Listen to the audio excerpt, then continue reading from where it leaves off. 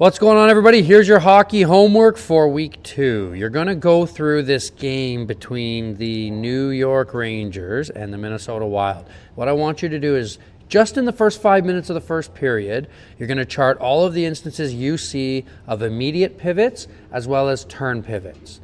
Now, I think you guys are really going to enjoy this because I think it's going to give a lot of perspective to some people who are not really used to looking for things that are happening behind the play, or when you're not watching the puck, you know, what's happening with the defenders who are gapping up or people that are transitioning in different areas. So for me, the reason I'm only doing 5 minutes, it takes me a few times to watch it, rewind it back, watch it, rewind it back, like 10 seconds at a time here and there, especially when the puck gets transitioned, to really look at each player and what they're doing. So remember, the link to the game is down in the description. If you're ready to go with just what I described there, click that link. And remember, my answer key is coming up. I'm going to actually go through and show you my answer key and talk through some examples after this. So I suggest that you go and do that assignment and then come back to this video and check out that answer key. For those of you looking for a little bit more information and aren't quite sure, I'm going to go through that now, right before I pause and do the answer key. So if you look here on the SPEEDU, I'm going to go under Skills Tutorials, and you know that that's where all the tutorials are housed. I'm going down here under Transitional Agility, and in Transitional Agility, there's your 8 categories: immediate pivot, turn square, spin with cross, etc., etc. Here, of course, is the video that gives you the very quick rundown of each of them. So if you really quickly want to just see which the turn pivot and the immediate pivot are, I'm going to show you that right on here. The immediate pivot right there and the turn pivot right there. So it really has to do with when you make the transition from forwards to backwards. With the immediate pivot, you do it right here on the first side of the cone. Your heels kind of shoot up as you immediately switch to backwards, whereas with the turn pivot, you stay forwards around to the other side before you switch to backwards. Okay, one more time, I'll remind you, if you want to go into each tutorial and learn full details about it, it's here. And if you scroll down, of course, there's the NHL example video that shows you a whole bunch of examples in game of that immediate pivot. Okay, and then you can go back and go to the turn pivot and do the same thing. So remember, click the link down below, go and chart all the times in the game. Let's say at 19 minutes 48 seconds there was an immediate pivot, and then again at 18 minutes 12 seconds there was another one. Chart them all, come back here, and I'm going to go through my answer key with you. Okay, have fun.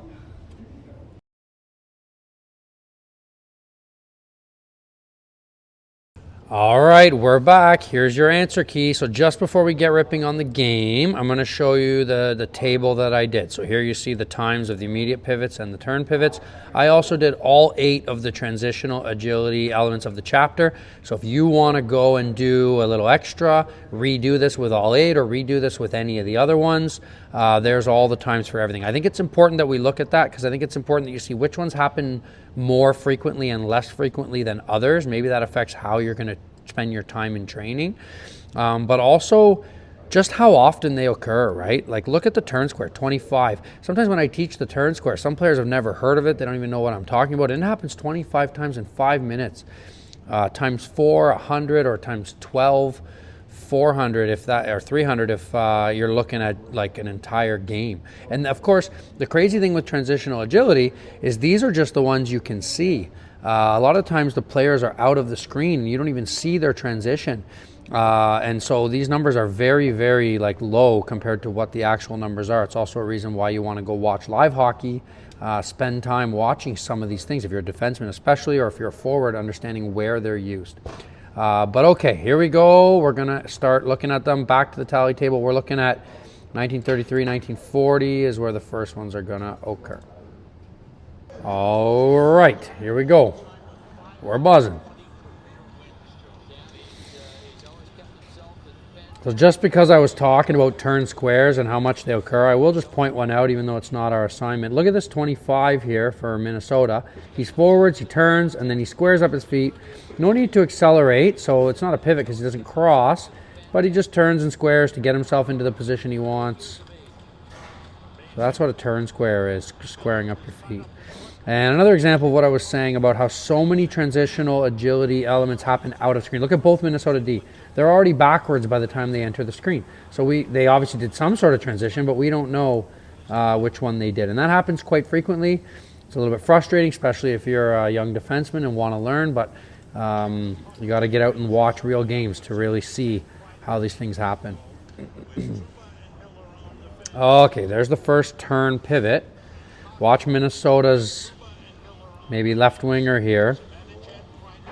Okay, so he just barely enters the screen forwards, and then he makes his transition to backwards and crosses. So there's his turn pivot.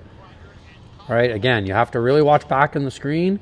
He enters the screen forwards, makes his switch, and does a cross. If we look at the other forward over here on the right side, he slams on the brakes immediately, but he doesn't cross. He just kind of chills there and waits in his position to see what happens before he attacks forwards. So he's not actually doing an immediate pivot, although he started the immediate pivot. But just to kind of clarify that. Now, if you look at the New York forechecker here on the right flank, he's going down on the dump in, obviously realizes he's not going to get there because it was too soft and the goalie gets it. Once he sees this defenseman's got control and isn't just going to rim it around blind, he slams on the brakes and starts to accelerate. So there's his immediate pivot, right? He realizes he's not going to be in a good spot, starts to cross. Multiple crossovers accelerating are generally a telltale sign of an immediate pivot, whereas, because you don't have any momentum now taking you back, you need to explode and accelerate to get back.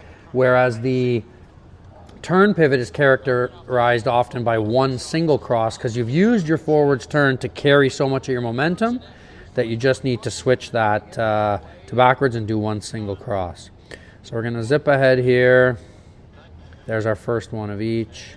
Right off the face-off, you're going to see the New York D transitioning back. Again, you got to really pay attention to right when they enter the screen.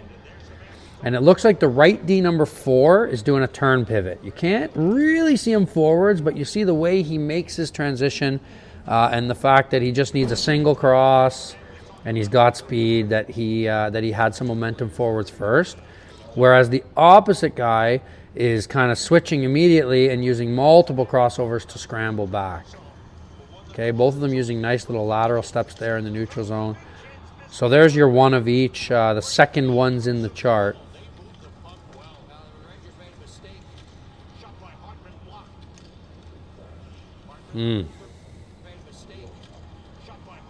Okay, so a little spin shot in. Okay, look at that one.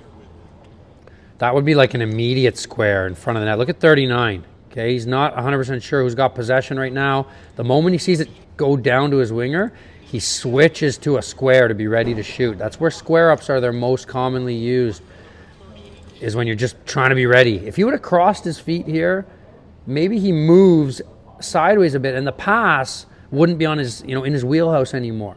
So often you want to square up so that you're making sure that the passer knows exactly where to put it and you're not messing that up. Do you know how many times during a drill I've tried to make a pass to a player and they've crossed their feet and then they blame me for a bad pass?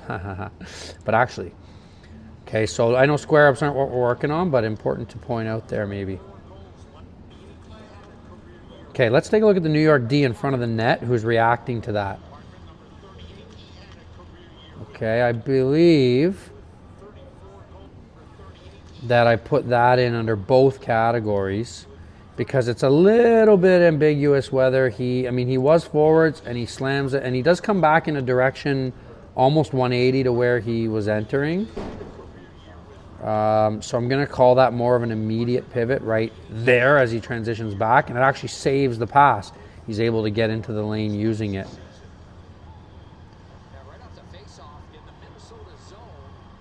But I think I put it in both because I think I said you could probably argue that it's either one.